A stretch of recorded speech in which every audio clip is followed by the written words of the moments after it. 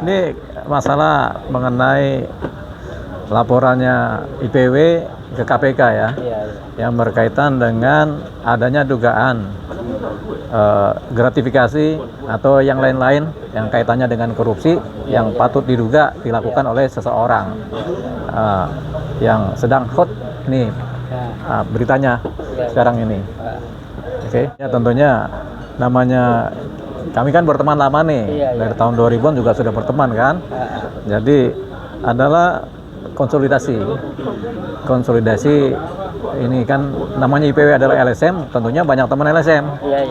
Selain IPW adalah LSM, pimpinannya juga adalah pengacara kan. Nah, kan dalam konteks pengacara, kami adalah temannya di dunia pengacara kan gitu. Jadi tentunya ada konsolidasi untuk sinergikan mengenai apa-apa yang terkait dengan upaya memberantas korupsi, termasuk salah satunya adalah laporan dari IPW terhadap seseorang ini kan, yang sudah publik tahu gitu. Jadi sinergi ini tujuannya adalah untuk mendukung gerakan-gerakan konsolidasi pemberantasan korupsi. Salah satunya adalah untuk membantu atau mendorong KPK juga bekerja maksimal. Mengingat kalau kata Pak Mahfud MD, korupsi ini ada di sebelah kiri kita dan sebelah kanan. Saya udah tengok nih sebelah kiri kita nih, Bapak ini sebelah kanan ini kan gitu. Ini nggak ada yang korupsi kan gitu kan. Jadi mungkin di wilayahnya Pak Mahfud MD ya, korupsi itu mungkin karena dia tengok sebelah kiri ada, sebelah kanan ada. Tapi ini katanya beliau, bukan kata saya. Ya itu dia. Ya itu konteksnya. Nah, sekarang kan yang lagi ramai kan Ketua IPW dilaporkan ke Bareskrim ya, terkait yang dianggap pencemaran nama baik atau apa gitu. Nah, jadi gimana ya kalau itu? Ya, kalau melapor sih biasa kan, setiap orang bisa melaporkan orang lain kan, asal konteksnya jelas kan gitu kan. Nah, kita belum tahu nih laporannya seperti apa, karena kan di beritanya memang ada, tapi secara kontekstual isi laporan yang formal kita belum dapat. Nanti juga kalau itu ada, mungkin kami karena ini ya kita akan bantulah untuk dalam hal litigasinya ya, penanganannya ya, supaya nanti ada perbantuan hukum juga gitu. Tapi kita belum tahu isinya apa. Kalau pencemaran nama baik mungkin masih diduga, karena saya juga mempelajari teks dan konteks juga nggak dapat itu isi pencemarannya, karena bicaranya kan inisial, kemudian kan di ruang publik dan tidak apakah ini pencemaran nama baik via cyber. Kalau via cyber kan tentunya ada banyak pihak yang terlibat kan, yang baik media, baik si Pak Sugeng sebagai telapornya kan. Cuman isinya, kontennya seperti apa kita belum tahu. Tapi tetaplah namanya ini kan konsolidasi kan, ruang ini juga dijaga oleh kita supaya tidak kemudian orang mengalami kriminalisasi seperti yang sudah kan sering itu. Nah, sebagai sesama LSM ya, memantau sejauh mana selama ini langkah-langkah yang dilakukan IPW dalam upaya pemberantasan korupsi lah. Ini khusus kita bicara IPW ya. IPW memang lama itu, dari tahun-tahun kemarin seradak seruduk kan gitu kan. Biasa itu namanya LSM kan, seradak seruduk. Cuman LSM ini kan adalah semacam watchdog-nya ya, anjing gonggongnya terhadap pemerintah kan. Jadi tentang penyelenggara negara.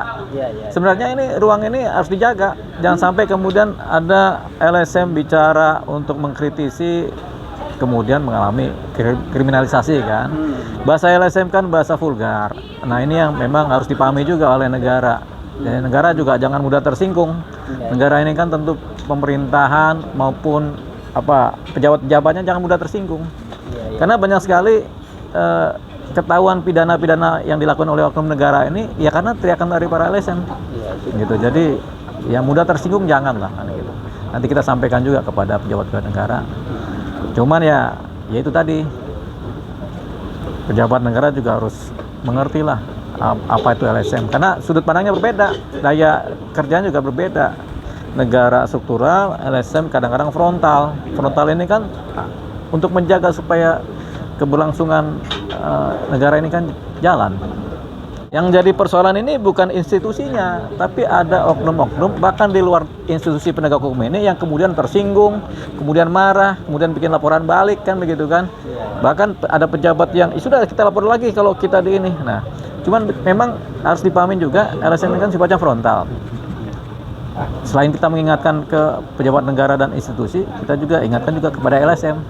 Frontal juga ada konteksnya. gitu. Jangan sampai frontal kemudian salah sasaran atau salah cerita atau salah bahasa gitu. Memang ada frontal yang memang pas masuknya, tapi ada frontal kemudian ternyata masuk ke unsur pencemaran nama baik. Karena frontal itu harus bagus kalau disertai data dan fakta dan ada pembuktiannya. Kalau frontal tanpa data, tanpa fakta, masuklah unsur yang lain lagi gitu. Nah, ketika ngawur, oknum atau yang merasa dirugikan tentunya akan buat laporan ini dong, pembelaan gitu. Nah, ini juga haknya mereka, nggak bisa diapa-apakan.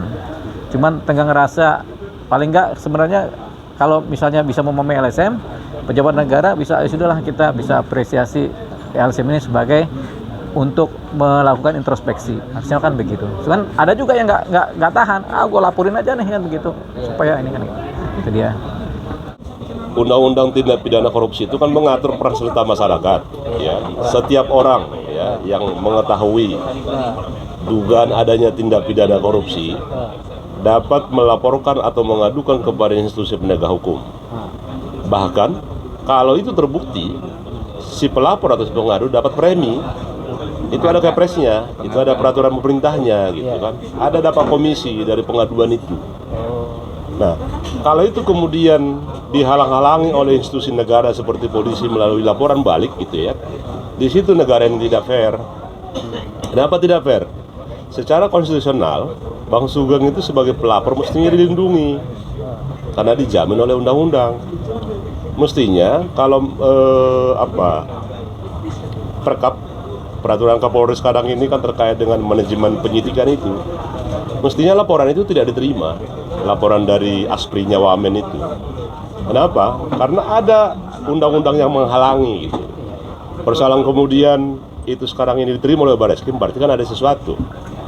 Nah, mestinya sesuatu ini yang kemudian menjadi perhatian semua kita gitu.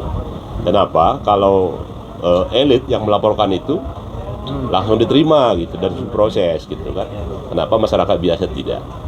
Kalau kita aktivis-aktivis ini kan sudah punya pengalaman yang sama, pernah dilaporkan ke polisi. Iya, kayak aku pribadi udah pernah dilaporkan ke polisi. Gitu kan. Memang khawatir nggak kita? Ada rasa khawatir juga gitu. Karena terkait dengan tidak tegaknya hukum di Indonesia ini. Kalau tegak hukumnya kita nggak pernah khawatir gitu. Gitu juga Bang Sugeng ini ketika dia dilaporkan gitu ya. Saya yakin dia tidak khawatir. Tapi bagaimana kasus ini kemudian melahirkan adanya perubahan di Republik ini. Kalau kehadiran Abang di sini bersama teman-teman ini dalam kaitan apa ini hari ini? Kita punya organ namanya Tim Advokasi Penegakan Hukum dan Keadilan, Tampak gitu ya. Saya dan beberapa kawan-kawan seperti Saor, Siagian gitu ya, kemudian Robert Ketimu, Mang Abdul Sialahi dan kawan-kawan lainnya sangat aktif ketika mengadvokasi kasus publik kematian Joshua gitu ya. Kalau Bang Sugeng saya kenal sudah 20 tahun yang lalu ketika di Perhimpunan Bantuan Hukum dan Hak Asasi Manusia Indonesia. Artinya saya kenal betul bagaimana Sugeng, figurnya seperti apa. Ketika ada seperti ini saya kira teman-teman aktivis lain juga saya kira perlu partisipasinya. Ini bukan kepentingan Sugeng pribadi gitu, tapi dalam rangka kepentingan penegakan hukum gitu.